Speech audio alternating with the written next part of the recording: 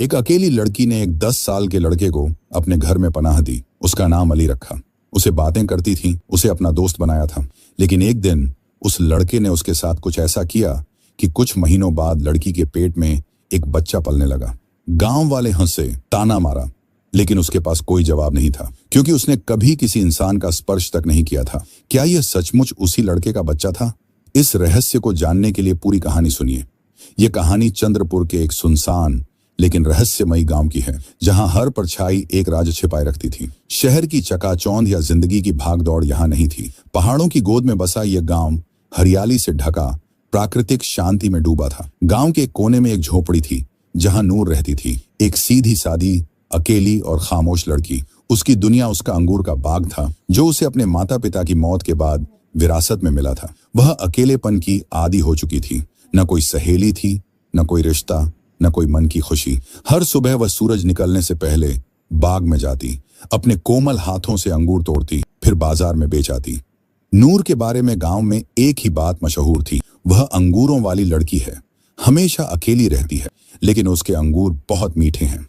एक दिन नूर जब बाग में अंगूर तोड़ रही थी, हल्की धूप पेड़ों की डालियों को छूकर जमीन पर पड़ रही थी। पंछी चहचहा रहे थे और नूर अपने ख्यालों में डूबी थी। उसके चेहरे पर थकान और खामोशी की परछाई थी, जैसे कोई गहरी बात उसके मन में दबी हो। अचानक उसकी नजर एक 10 साल के लड़के पर पड़ी। वह आम लड़कों जैसा नहीं था, न शैतान, न शोर शराबा करने वाला। खामोशी से बैठा नूर को देख रहा था। उसकी आंखों में अजीब मासूमियत थी। नूर चौंक उठी, पहले डर गई, फिर पूछा, तुम्हारा नाम क्या है और यहाँ क्या कर रहे हो? लेकिन उसने कोई जवाब नहीं दिया। नूर ने जल्दी से एक सूखी लकड़ी उठाई और जोर से बोली, चले जाओ, मेरा बाग खराब मत करो। लेकिन लड़का वहीं बैठा रहा। उसकी आंखों में डर नहीं था, बल्कि एक उदासी छुपी थी। नूर उसे देखकर थोड़ी नरम पड़ गई। पास जाने के साथ ही उसकी हिम्मत कम होने लगी। लड़का कोई हरकत नहीं कर रहा था, बस आंखें झुका ली। कुछ देर खामोश रहने के बाद नूर धीरे से बोली, ठीक है, लेकिन नुकसान मत करना। उस दिन लड़का भागा नहीं, वह जगह से उठकर एक कोने में बैठ गया और नूर अपनी टोकरी भरने लगी। अगले दिन जब वह बाग में लौटी तो वह लड़का उसी जगह बैठा था। इस बार वह हैरान हुई, मगर डरी नहीं। तुम फिर आ गए? लड़के ने सिर हिलाया। नूर के होंठों पर हल्की सी मुस्कान फैल गई। उसने हाथों में कुछ अंगूर लिए और धीरे से उसके पास रख दिए। लड़का खामोशी से अंगूर लेकर खाने लगा। दिन गुजरते गए। रोज नूर बाग में आती, काम करती और लड़का वहां रहता। वह शैतानी नहीं करता, बल्कि मदद करता। पेड़ से अंगूर तोड़कर नीचे गिराता। कभी कभी नूर के सामने हाथ फैलाकर बैठ जाता, जैसे कह रहा हो, आज का इनाम कहाँ है? नूर लड़के की आदी हो गई। वह उससे बातें करने लगी जैसे वह समझता हो। काश मेरी माँ होती, उसकी तरह तुम भी शांत स्वभाव के हो। लड़का सब सुनता, आंखों से जवाब देता, कभी सिर हिलाता, कभी आह भरता। नूर उसके साथ सुकून महसूस करने लगी। कुछ हफ्तों बाद एक दिन बारिश शुरू हो गई। नूर दौड़कर अपनी झोपड़ी की तरफ जा रही थी। अचानक पीछे मुड़कर देखा तो लड़का बाग में भीग रहा था। उसी पल उसका दिल टूट गया। वह दौड़कर वापस गई और बोली, मेरे साथ क्यों नहीं आए? लड़का गीली आंखों से उसकी तरफ देखा, जैसे उसके वजूद में कोई राज छिपा हो। नूर ने उसका हाथ पकड़ा और बोली, चलो मेरे साथ घर चलो, तुम अब अकेले नहीं रहोगे। लड़के ने खामोशी से उसकी बात मान ली। अब नूर की झोपड़ी में अकेलापन नहीं था। लड़का उसके साथ रहता, कोने में बैठा रहता। रात को नूर की कहानियां सुनता। वह उसे अली कहकर बुलाती, अली खाने आ जाओ, खाना तैयार है। अली चलो बाजार अंगूर बेचने। गांव वाले हैरान होते, कोई हंसता, कोई फुसफुसाता, ये लड़की पागल हो गई है, एक लड़के को घर ले आई है। लेकिन उनकी बातों का कोई असर नहीं पड़ता नूर पर। वह अपनी दुनिया में खुश थी, जहां अली, बाग और दिल का सुकून था। एक रात नूर अपने बिस्तर पर लेटी थी। बाहर ठंडी हवा चल रही थी, अंदर मिट्टी का दिया जल रहा था। अली कोने में बैठा उसे देख रहा था। उसकी आंखें नम थीं, जैसे कोई रहस्य छिपा हो। नूर बड़बड़ाई, तुम मेरे साथ रहोगे, है ना, हमेशा? अली ने सिर हिलाया। नूर सो गई। लेकिन उस रात कुछ बदलने वाला था, जो वक़्त के पहिए को घुमा देगा। चंद्रपुर में शरद ऋतु की ठंडक फैल चुकी थी। सूरज की रोशनी मध्यम हो गई थी। पेड़ों के पत्ते पीले होकर झड़ रहे थे। अंगूरों का मौसम भी खत्म हो रहा था। नूर का बदन कई दिनों से टूटा टूटा लग रहा था। उसके चेहरे पर थकान, होंठों पर मुस्कान कम हो गई थी।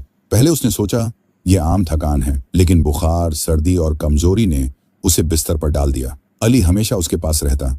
कभी उसके माथे पर गीला कपड़ा रखता, कभी पानी लाता, कभी बाजार से फल चुरा कर लाता। नूर की सांसें धीमी हो गई थीं, लेकिन दिल में सुकून था। कोई उसके पास था जो उसे कभी छोड़कर नहीं गया था। एक शाम आसमान बादलों से ढका था। नूर कमजोर आंखों से अली की तरफ देखकर थकी हुई आवाज में बोली, अली, अगर तुम ना होते तो मैं मर जाती। अली ने उसका हाथ पकड़ा, जैसे कुछ कहना चाहता हो या शायद कुछ छुपाना चाहता हो। कुछ दिनों बाद नूर की तबीयत बेहतर हुई। वह फिर से घर साफ करने, बाग में जाने और अली से लंबी बातें करने लगी। एक रात पूर्णिमा का चांद चमक रहा था। नूर चटाई बिछाकर आसमान की तरफ देखते हुए अली को गले लगाकर बोली, तुमने मेरी जिंदगी बदल दी है अली, कभी जाना मत, वादा करो। अली ने उसके गाल पर हाथ रखा। उसकी आंखें कुछ कहना चाह रही थीं। नूर जल्दी से सो गई और उस रात उसकी नींद गहरी थी। रात के आखिरी पहर में बाहर खामोशी थी, हवा थम गई थी, दिए की लौ मध्यम हो गई थी। नूर गहरी नींद में थी, शायद सपने में या ऐसी हकीकत में जिसके बारे में उसे कोई इल्म नहीं था। अली उसके पास आया। उसकी आंखों में कुछ बदल गया था, उसका बर्ताव अलग सा हो गया है। उसने नूर के माथे पर हाथ रखा, फिर कुछ ऐसा किया जिसका नूर को कोई अंदेशा नहीं था। सुबह नूर की आंखें खुली, बदन थका हुआ लग रहा था, जैसे उसने लंबा सफर तय किया हो। उसने कुछ महसूस किया, लेकिन उसे अहमियत नहीं दी। उसका दिल फिर भी शांत था। अली उसके पास था, वह अकेली नहीं थी। महीने गुजर गए। वक्त खामोशी से चल रहा था, जैसे गहरे राज लिए हों। नूर के शरीर में अजीब बदलाव आने लगे। सुबह उल्टी, कमजोरी, सीने में बेचैनी। पहले उसने सोचा शायद फिर से बीमार हो गई, लेकिन एक दिन वह बेहोश हो गई। गांव के एक हकीम को बुलाया गया। उन्होंने नब्ज जांची और बोले, तुम मां बनने वाली हो, 4 महीने गुजर चुके हैं। नूर के कानों में जैसे बिजली गिरी। क्या कहा? हकीम नरम आवाज में बोले, हाँ बेटी, तुम हामिला हो। हक्की बक्की नूर बोली, लेकिन मैं तो कभी किसी के पास नहीं गई, किसी को छुआ भी नहीं। हकीम खामोशी से देखकर बोले, कभी कभी किस्मत ऐसा कुछ लिख देती है जो अक्ल नहीं समझती। नूर घंटों आईने में खुद को देखती रही। उसके हाथ बार बार पेट पर जा रहे थे। आंखों में आंसू, दिल में झकम और मन में बस एक ही सवाल, ये बच्चा किसका है? उसने सब पर शक किया, फिर नजर अली पर पड़ी। वह उसके सामने बैठा था, खामोश मासूम आंखों से देख रहा था। लेकिन पहली बार नूर की आंखों में शक जागा। क्या तुम? उसकी आंखों से आंसू झरे। अली ने सिर झुकाया। नूर चीख उठी, तुमने मेरी इज्जत खराब की है, तुम मेरे अकेले दोस्त थे। अली खामोशी से खड़ा रहा। नूर चीखी, निकल जाओ मेरे घर से अभी। अली दरवाजे के पास गया, एक बार पीछे देखा, फिर निकल गया। वह दरवाजे के बाहर बैठा रोता रहा, हर रात हर दिन।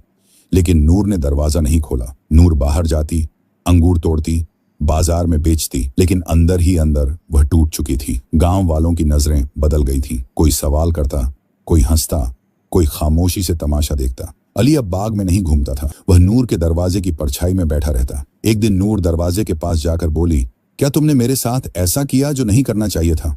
अली ने कुछ नहीं कहा, बस आंखें बंद करके सिर झुका लिया। यही नूर के लिए काफी था। वह चीख उठी, निकल जाओ, तुमने मुझे तबाह कर दिया। अली पीछे हटा, आंगन में बैठा रहा। नूर ने उस पर पानी उछाला, लकड़ी से मारा, यहां तक कि उसे घर से निकाल दिया। लेकिन अगले दिन अली फिर वापस आ गया। हर दिन वह दरवाजे पर बैठता और नूर चीखती, लेकिन दरवाजा नहीं खोलती। गांव की पंचायत में इस बारे में बात हुई। मौलवी, नंबरदार और बूढ़े बोले, यह लड़की गांव की इज्जत खराब कर रही है, बिना शादी के बच्चा, इसे गांव से निकाल देना चाहिए। नूर को कहा गया, बच्चे के बाप का नाम नहीं बताओगी तो तुम्हें गांव से निकाल दिया जाएगा। नूर खामोश रही। कुछ औरतें उससे मिलने आती थीं, कोई दया की नजर से, कोई क्यूरोसिटी से। एक ने कहा, अगर तुम किसी मर्द का नाम बता देती तो कम से कम बच्चा जायज होता। नूर की आंखों में आंसू थे। मैं झूठ नहीं बोल सकती, मैं बस इतना जानती हूं, जो हुआ वो मेरी समझ से बाहर है। अली खामोश तकलीफ से गुजर रहा था। वह खाता नहीं था, पीता नहीं था, बस झोपड़ी के सामने बैठा रहता। उसके बाल झड़ रहे थे, आंखें धंस गई थीं। वह नूर की तरफ देखता, जैसे कहना चाहता हो, मुझे माफ कर दो। नूर की आंखों में भी दर्द था, लेकिन वह समझ नहीं पा रही थी कि क्या वह एक बच्चे से प्यार कर रही थी या यह धोखा था। वक्त चल रहा था, नूर की उम्मीदें कमजोर हो रही थीं। उसने सोचा, काश मेरे माँ बाप जिंदा होते तो मैं यह सब बांट पाती। काश यह एक सपना होता। आंखें खुलती और सब खत्म हो जाता। लेकिन हकीकत यह थी, उसके बदन में एक नई जिंदगी पल रही थी और बाहरी दुनिया उसे जल्लत कह रही थी। नूर एक नई दुनिया में दाखिल हो चुकी थी, जहां चारों तरफ बस सवाल थे, जवाब नहीं। बस जख्म थे, मरहम नहीं। बस परछाई थी, रोशनी नहीं। अली हर दिन दरवाजे पर आता, खामोश, टूटा हुआ। लेकिन नूर का दिल बंद हो चुका था। एक शाम नूर झोपड़ी में बैठी थी, हाथ पेट पर, आंखों में रोज का सवाल। दरवाजे पर आवाज हुई। वह समझ गई अली आया है। वह उसे इग्नोर करती थी, लेकिन मन ही मन एक अनजाना डर पैदा हो गया था। क्या वह सचमुच बस एक लड़का था?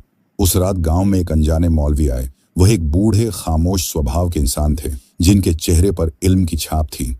उन्होंने नूर की झोपड़ी के सामने आकर कहा, बेटी, मुझे कुछ कहना है जो तुम्हारी किस्मत बदल सकता है।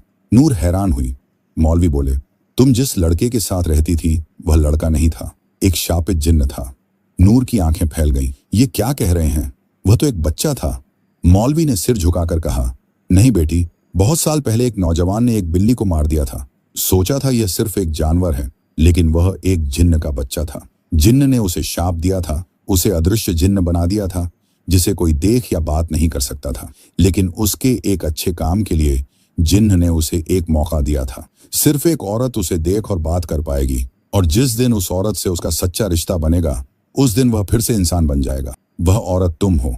उसने जो अच्छा काम किया था वह यह था, बिल्ली को मारने के बाद उसने फौरन माफी मांगी थी और बिल्ली को मिट्टी दी थी। नूर के दिल में तूफान उठ गया। तो उस रात जो हुआ था वह शाप तोड़ने का तरीका था? मौलवी ने हाँ में सिर हिलाया। वह अपराधी नहीं था, मजबूर था। शायद उसके दिल में मोहब्बत भी पैदा हो गई थी, इसलिए वह रोज वापस आता था। नूर ने दरवाजा खोला। जहां अली बैठता था वहां एक खूबसूरत नौजवान खड़ा था। सफेद कपड़े, सादा चेहरा, आंखों में विनम्रता। कांपती आवाज में उसने कहा, नूर, मैं वही हूं जिसे तुम अली कहती थी। तुमने मुझे अपने घर और दिल में जगह दी थी। मैं इंसान हूं। तुम्हारी सच्चाई और स्पर्श ने मुझे शाप से आजाद किया है। मैं 10 साल का नहीं, मैं 25 साल का हूं। मैंने एक बिल्ली को मारा था। जानता नहीं था कि वह जिन्न का बच्चा है। मैंने माफी मांगी थी, उसे मिट्टी दी थी, और इसीलिए जिन्न ने मुझे यह मौका दिया था। मैं कभी तुम्हें तकलीफ नहीं देना चाहता था। नूर सन्न रह गई। तुमने मेरी जिंदगी तबाह की है, मेरी इज्जत मिट्टी में मिलाई है, और अब कह रहे हो प्यार करते हो? नौजवान जमीन पर घुटने टेक कर बोला, मैं जानता हूं मैंने तुम्हें तकलीफ दी है, लेकिन जानबूझकर नहीं। मैं बस जिंदा रहना चाहता था। तुम अकेली इंसान हो जिसने मुझे बच्चा समझकर भी मोहब्बत दी है।